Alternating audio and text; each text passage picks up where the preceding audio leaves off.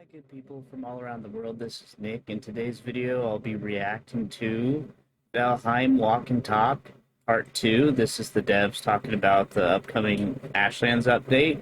There is a Part 3 as well, and I've been lagging behind. I've been meaning to do reactions to them, but in today's episode, you'll see my reaction to various points, and I'll pause and stop and talk about stuff as it goes on. But without further ado, here we go. Welcome back to our Walk and Talks. I'm Josephine, and I'm here with my colleagues Robin Hello. and Jonathan Hello again. to have a little chat about Valheim and Ashlands development. This is Jonathan. All right, back here, we can see this blurry, swirly stuff here, right here. I think that's going to be a type of spawner, or that's my guess. We get to see more of this background area here, more of the biome, and it reminds me, and I said this in the last episode, it reminds me of the swamp, but if the swamp caught fire, and then this is the aftermath of the swamp that had got fire, but it's really cool. Hello again. To have a little chat about Valheim and Ashlands development. There's something This is going part on two with of that, the though. series, so if you haven't watched the first video already, go and do that first. But now let's get to it. I want to talk a little bit about what we have shown off so far. We've shown some creatures and There's more than one spot. Maybe I'm wrong about it being a spawner. Maybe it's just sort of the atmosphere of the biome itself. It reminds me of whenever there's summer and you see on the road that kind of blurry, wavy heat kind of thing. That's basically in certain parts in the biome. That's what it looks like. some parts of the environment. So how did they all come into being? Which ones? What are we talking about exactly? What of the creatures that we have shown, do you have a favorite? Yes. But I want Jonathan to say, Alright. talk about your favorite. Jonathan. What's your favorite? My favorite, I haven't even considered that yet. I don't know. I kind of like trash mobs, so I think the Twitchers are quite fun. They're like Whoa.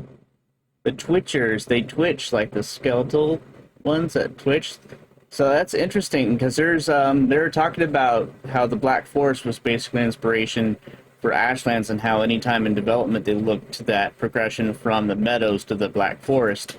And of course, in this case, there's a lot of different gray dwarf variants, and there's probably just like that. There's probably going to be a bunch of charred variants, and this is a Twitcher variant that it twitches around and stuff. on Of the course, brink of annoying, That's where it- but you can still kill enough of them to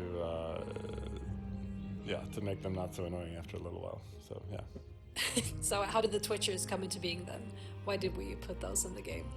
We from the start, the charred melee units and archers or marksmen.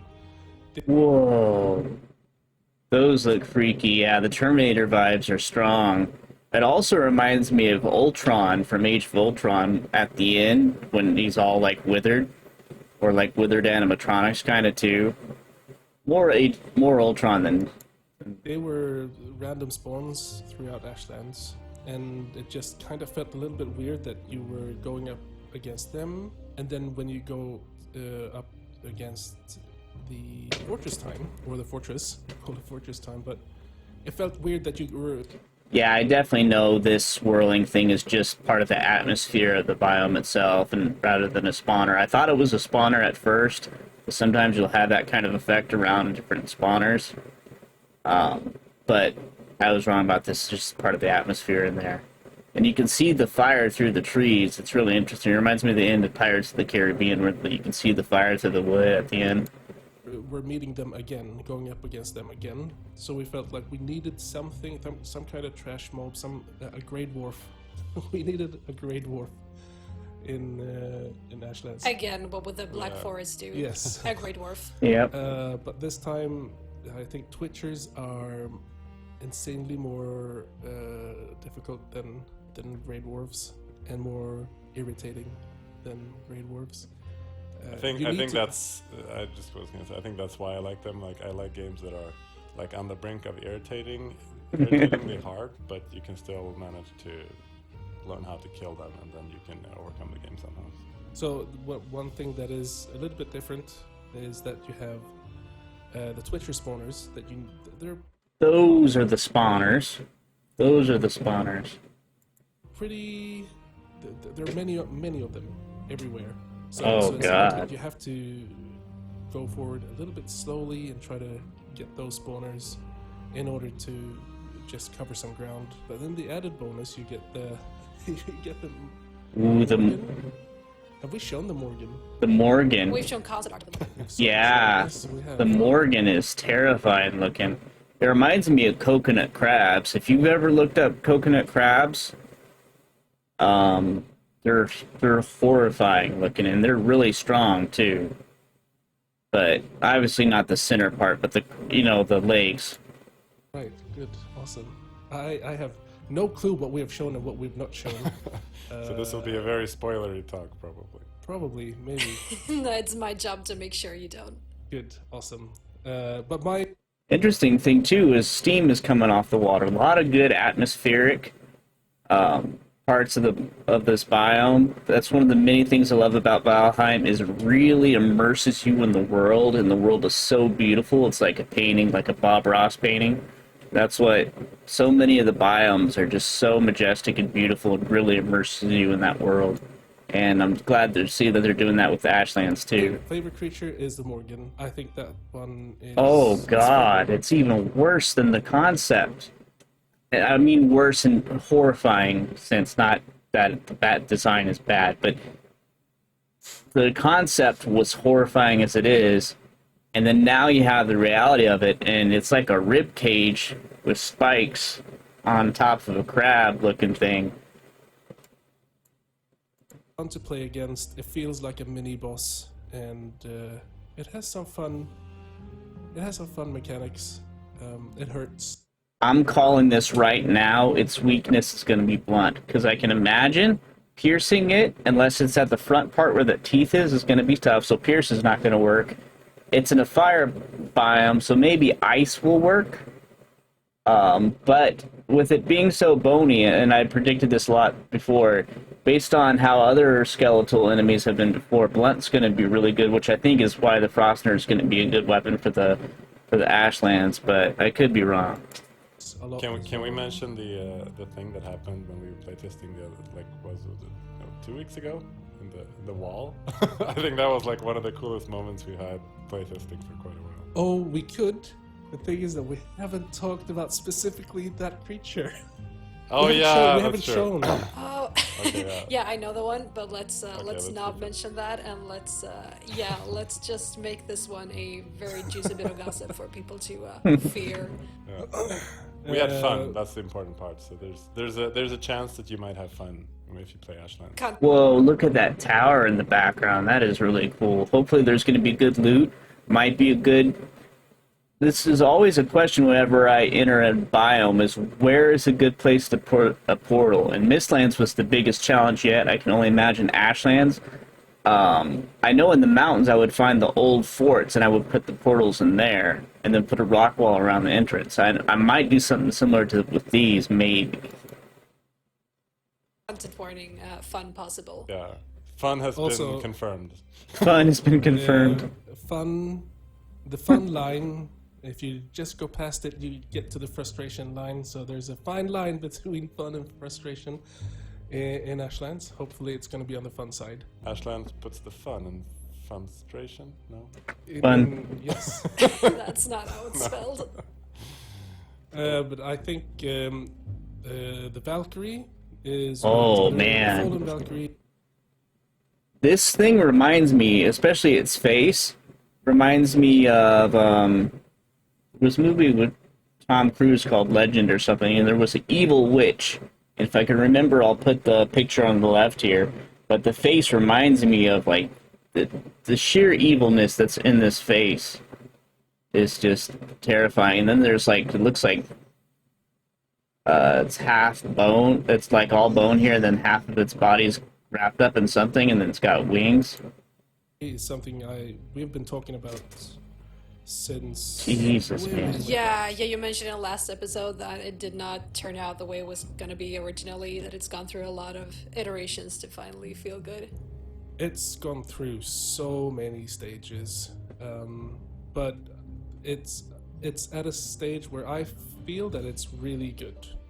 Oh It has man, its animation is terrifying too. a purpose, and it has a Oh wow, place that is crazy. in the roster of enemies. Many times when we're creating all these enemies, you have to sit down and think about what kind of position or kind of role they play together, because many times you'll get all these creatures joining up and trying to get you. And I feel like we've found how the Fallen Valkyrie is supposed to be. There was one moment there where we were actually going to just delete it. Yeah, and visually I think it looks so much I mean, it really, just like the past week or so, it made some really nice additions to how it looks. I think Yeah, people are the gonna VFX like it. for that one is a real game changer. Yeah, Andreas agrees. Oh, God. No, it doesn't. But that's fine. Yeah. But that's some creatures, but we also have the rest of the environment. Like, why does the Ashland look the way it does? We have the weather, the locations, the buildings. Is there anything there you want to talk a little bit about? I think Ashlands could have been so much, and I think if you look at how it looked back in before it became what it is now. The big difference is that it's a lot more ash. It's not called the Lava Lands. It's not called Volcano Country. So you have to play with a little bit with the name and try to find it, like the identity of it. But I think we're at a stage where it feels good. I think it's a very versatile biome, but it all depends on where you are in Ashlands, I guess.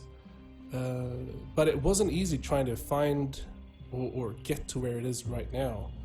It's been a difficult road just trying to create everything. We've had so many assets in the game, so many assets that's not being used, many assets that are just been thrown out because it feels redundant, because it feels too much, because it doesn't feel like Valheim. I think it's been one of those cases where, like, if you say art is never done, only abandoned, I think there's been so many, like, it could have been done like 5 iterations ago, but it's so much better now than it was then. So it seems like every time somebody makes a pass, it's like, oh, we need a little more of this, we need to go over this a bit more. It actually gets a lot better. So I think we've made a lot of progress, and visually it's really been kind of a journey in this case, not like going from this is how it's supposed to look and bam, there it is. It's been more like trying a lot of different stuff out, finding something that works. I think, like I've said before, we don't really work with art passes on stuff. We work very organically and iteratively when going forward.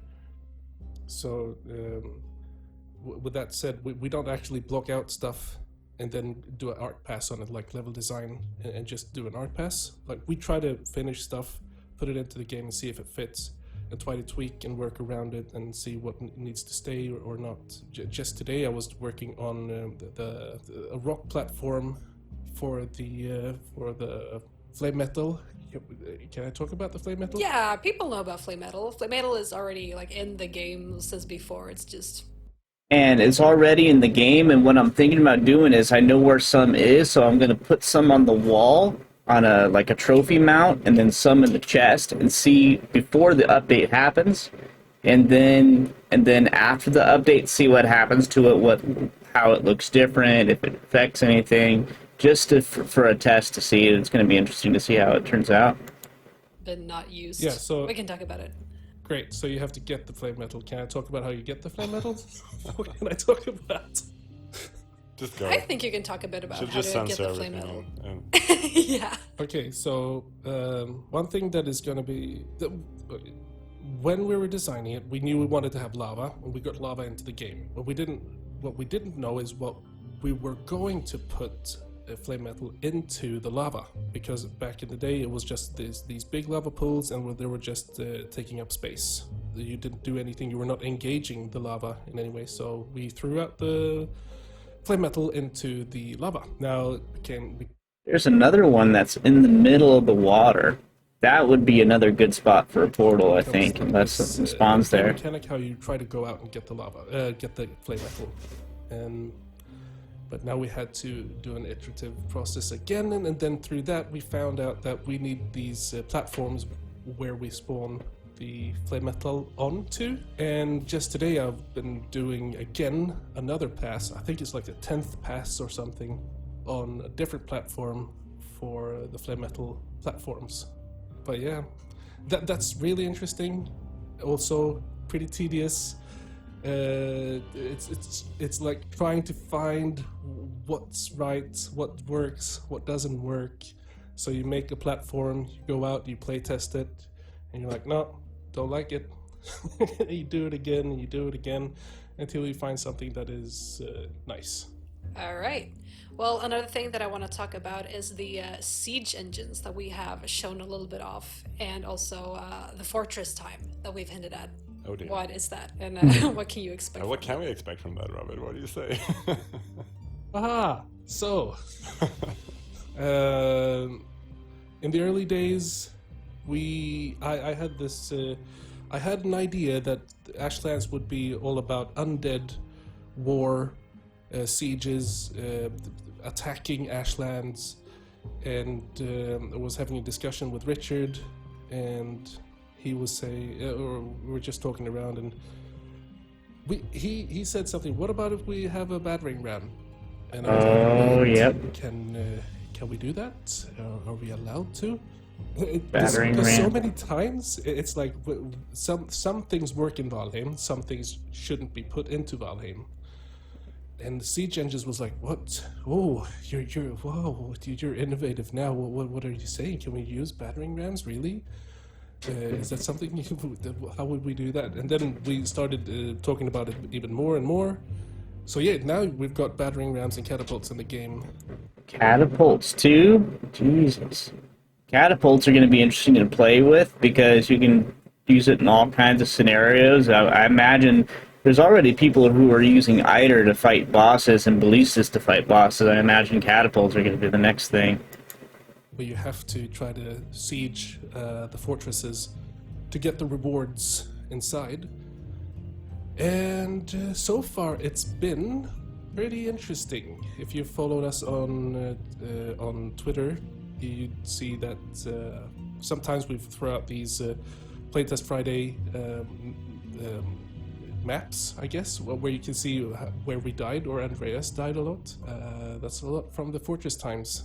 It's gonna be difficult. Yeah, I think playing in like I think there's going to be a lot of dying in Ashlands. I just want to say, and also playing in hardcore, it's going to be. I'm going to be surprised if I see anybody when we first see somebody beat the game without dying. That's going to be crazy. I think if they can manage Ashlands. Yep, that's it's going to be fun seeing people die, but I think that that's not really the big highlight. I think, or it's not seeing people die; it's seeing how they die, in what manner. I think. I mean, It's I think interesting. we're gonna see people being very creative, like in ways that we didn't imagine. This is how you can actually beat it, like giving them the tools of a few siege machines, and like in addition to everything else that they have, I think that it could be interesting to see how it works out, if it works out. At all. If it works out. Yeah. It's been really fun, and to say the least, it's really fun, but it's also a little bit. It is difficult trying to understand how to actually do the siege in a good, proper way.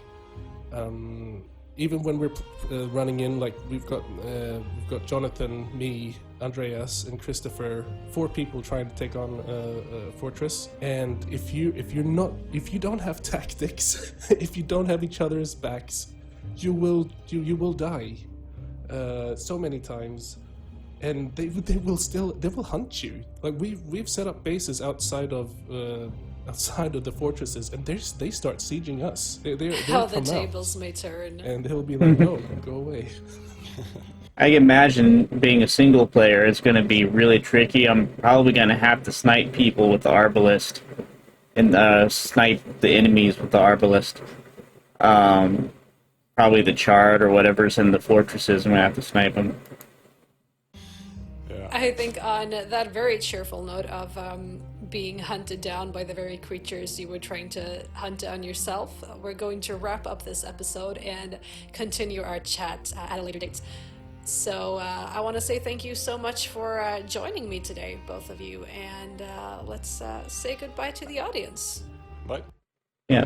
Thank you, Valheim devs, Iron Gate Studio devs, for sharing all this info with us and speaking with us. And I appreciate all the work that you guys are doing. I can't wait for Ashlands. It's going to be so exciting to see and play. I'm working on my magic and stuff, and I'm trying to find Hilder still and get all those quests too. And I'm so excited for the Ashlands update.